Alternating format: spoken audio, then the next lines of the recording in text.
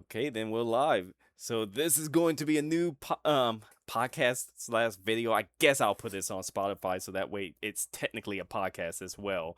This is going to be called Greatest for a Reason.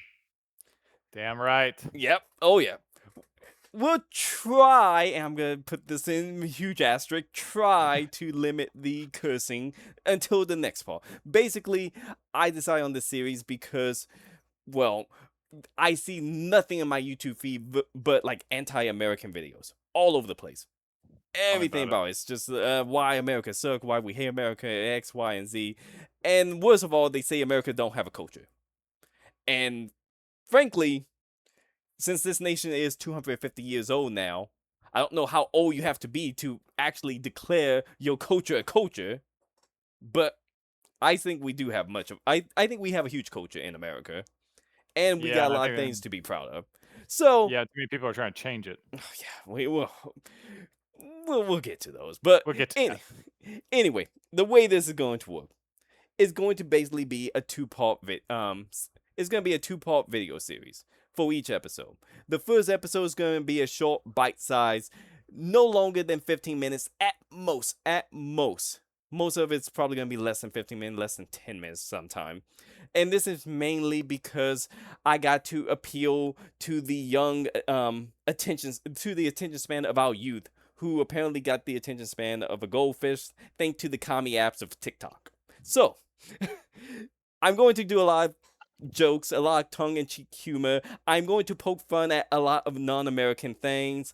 I'm going to often I'm gonna give a fast rundown of the subject, but it's gonna be facts. I'm gonna make a lot of jokes. Not it's not all going to be in malice. When I call something commie, I mostly don't mean it. You know, when I say I they will don't have an absolutely mean it if I call something commie. Mitch will mean it, but I'll try. I'll I'll say it as a joke mostly, kind I of. will absolutely be dead serious. So you get the humor. Don't take it too seriously. If Again, I say it, take it very seriously. Argument you can take it very seriously. He mean it with fervor. um, Other than that, the next episode, again, these are gonna be two-part videos. First video, super short, bare facts. Second video with a lot of humor in it. Second video is gonna be more detail, more tangents. It's going to be called One Nation on the Tangents. We'll go into more tangent detail about the various topic of the video, or maybe just a completely random topic about America for the day. But I diverge enough, wasted enough time. Let's get into this topic of the first video, which is going to be the Star Spangle Banner. Of course, I'm gonna have the song Archimage. Of course, written by Francis Scott Key, 1814. But hang on. I gotta get into proper attire. Let's actually get proper attire. Now we're talking. There we go. Yes.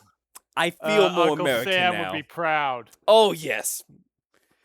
Do I need a top hat on top of a hood? Yes, I do. Yes. When it looked like this. Yes, you do. That's not even a question. I had to get, 100%. and don't worry, I got outfits for you two next time. Next time. I don't know if you guys I can't remember if I gave you guys top hats. I don't You know, believe the so. funny thing is, this looks close to what I normally wear anyway. No, except for the bow tie. Except for the bow tie. Do not give me a bloody bow tie. Okay, but I also do to get back onto the Star Spangled Banner, I do have to bring up the first part, which is the flag. What the whole thing is written about. The Star Spangled Banner song is written about the American flag, namely a very specific flag, the 1813 flag.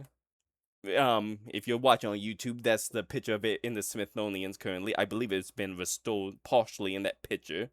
Yes. A more digital copy if you're also looking. Basically, to note about it, it looks like the regular American flag. Only difference is 15 stars, 15 stripes. Mainly to recognize two new states that just joined the Union at that time. This flag was made 1813 in the summer of 1813 in Baltimore, Maryland. Specifically, um, this was made for Fort McHenry. It was commissioned by Major George Armstead, and they got a local 37-year-old widow flag maker named Mary, and I'm going to butcher her last name. I hope I pronounce it right. Pickersgill. Pickersgills. See, basically, they commissioned her to make this flag. Um, this original flag, the Star Spangle Banner flag, was the flag that a person by the name of Francis Scott Key saw, and gained the inspiration to write the words that would become the lyrics to the national anthem. Now, to bring up Francis Scott, the author of it, Francis Scott Key. At this time he was a 35-year-old American lawyer, author, and a poet on the side. Ironically enough, he wasn't mainly a poet. He was by trade a lawyer. So Yeah. ironic enough that he actually wrote a poem that would become the national anthem of our country. He was from Frederick, Maryland. So shout out to those from Maryland. Do bear in mind, lawyers have to do a surprisingly large amount of writing, especially a lawyer in that time. I mean, after all, Alexander Hamilton, who wrote 51 papers of the Federalist Papers, was also a lawyer. Exactly. So I found it a little bit, and we'll probably get more into his life in the tangent, because I did look into his life a little bit. But it is kind of unique to see a lawyer just writing writing poetry. Most people would not think about that. No, that's true. And to get into more context, he would write this poem after witnessing the Battle of Baltimore and seeing the flag flying after the battle was over. Oh, I should say after the bombardment, which pretty much was the battle at that point. Pretty much. But I suppose I'm getting a little bit ahead of myself. I need to go over why we were doing a battle with the British again in the year of 1814. Which means I gotta get into the War of 1812 just a little bit. What a mess. Yeah. So the War of 1812 is kind of and I'm probably gonna make some people mad. Some people are gonna say, yeah, it's a little bit of a forgotten war, because if you go ask anyone in Europe, they probably don't even know about this war. And people here in America don't know about this war. And I was just about to say, thank you, Archimage. If you ask most people in America, they probably don't know who we fought against in the War of 1812. I blame the school system, but that's why I'm here. I'm saving the day. I asked someone once. They said Mexico. Oh, jeez. Okay. I don't need that right now, Archimage. I don't need that right now. I'm trying to be American. I'm sorry. I'm trying to be patriotic. Don't do that to me. I'm sorry. We'll save that for the One Nation on the Tangent. You can torture me. So the main reason, the bullet points of why we got into this war, as always, money, trade restrictions with the UK. It was. I don't even want to get into the mess. Just know there was trade issues we were having with the UK. That's not enough. There was a bunch of other reasons. The British was giving military support to the Native American tribes, who was stopping our Western expansion. That's support could have came in many forms, from anywhere from giving supplies to more than likely giving guns. It was more than likely they was giving guns. And the main reason was the impressment of our sailors. And I'm not, again, impressment, this was a fancy way of saying they was forcibly going onto our ships, and forcing our sailors to basically join the British Navy and sail for them. A little bit of Shanghaiing, as some of the terms would know. Exactly. It's not exactly Shanghaiing, but people would know that term more. Indentured servitude. Because it wasn't slavery, because they technically was paid, if memory serves correctly, but they was forced to do it without their consent, essentially. Yep.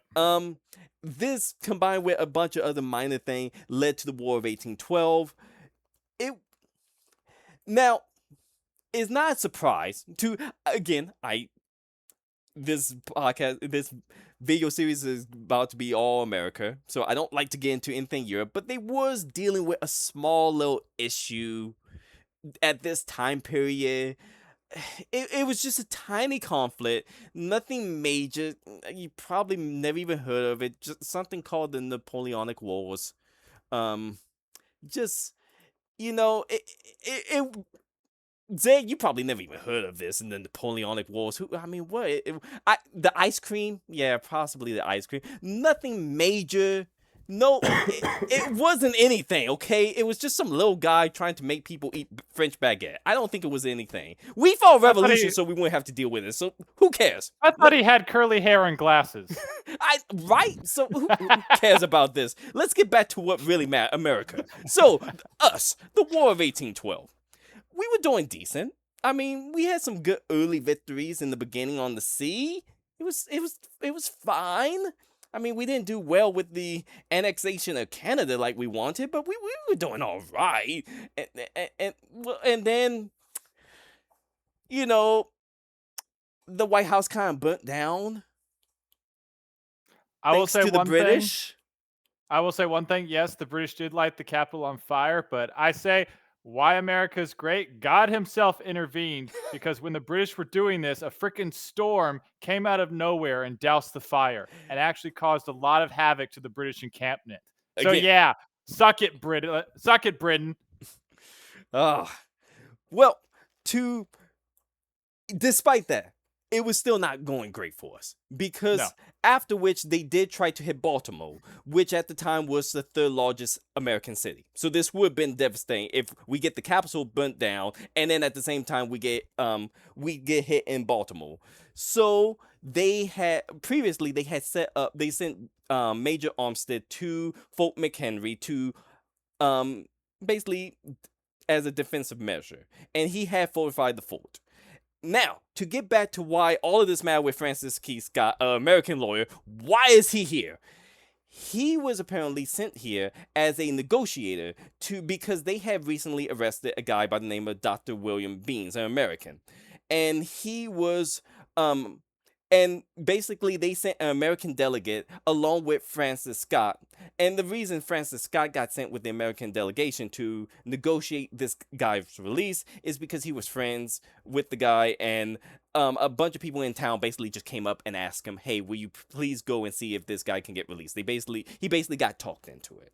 So he goes to the ship. The negotiation go fine. The British are going to let them all go, but then at the time they get the orders that we're about to begin the bombardment of Fort McHenry. We can't let these Americans go. They could warn them of our plans to attack. This could, undo our entire military operation. We're essentially going to hold them here until we get done with the military operations. Then we'll let them go. Again, this is wartime. This is all gentleman conduct. So this is kind of by and by. And during Francis Scott Key's time on the ship, he would get a first-hand view of the bombardment of Fort McHenry, and during that time he would see the flag get hit, and it would still be standing. And it inspired him to write the poem. And this ultimately led to him writing what would become the Star Spangle Banner. And again, it was a poem that was originally called The Defense of Fort McHenry. Yeah. And I'll go over it very quickly. And let's see how fast I can read this. "Oh, say can you see by dawn early light what so proudly we hailed at the twilight last gleaming, whose broad stripes and bright stars through the perilous fight, oh, the rampart we watched was so gallantly streaming, and the rocket red glare and the bomb bursting in air gave proof through the night that our flags were still there. Oh, say does the Star Spangled Banner yet wave over the land of the free and home of the brave." We only ever read that part. There's a whole other several verses for this. I don't know why people don't talk about this. "On the shores dimly seen through the mists of the deep, where the full haughty hosts in dread silence repose, what is that which the breeze over the towers steep, as the fitful blows half conceal, half disclose, now it catches the gleam of the morning first beam, in the full glory reflected now sign on the stream, 'tis the Star Spangled Banner, oh long may it wave over the land of the free and the home of the brave." and wed the band who so vauntly swore that the havoc of war and the battle confusion, a home and country, should leave us no more. There's blood has washed out their foul footsteps, pollution. No refuge could save the hireling and the slave from the terror or flight or the gloom of the grave. And the Star Spangled Banner in triumph doth wave over the land of the free and home of the brave. Oh, thus by the ever when free men shall stand between their loved home and their war desolation, blessed with victory and death, may the heaven rescue land. Praise the power that hath made and preserved us a nation. Then conquer we must when our cause is just, and this is our motto. In God is our trust, and the Star Spangled Banner in triumph shall wave over the land of the free and home of the brave. So, did just want to throw all that out. I am about to almost hit that part. We almost went over because I had to describe everything. Join us in the next video where I'm going to go into detail talking about all the nitty-gritty detail about the Star Spangled Banner. So till then, we'll see you then in the next episode. If you just wanted the fast facts, sorry, what you one get. quick thing. Do remember we won the War of 1812. So suck it, Britain. I want in on that high American note. See you all in the next video.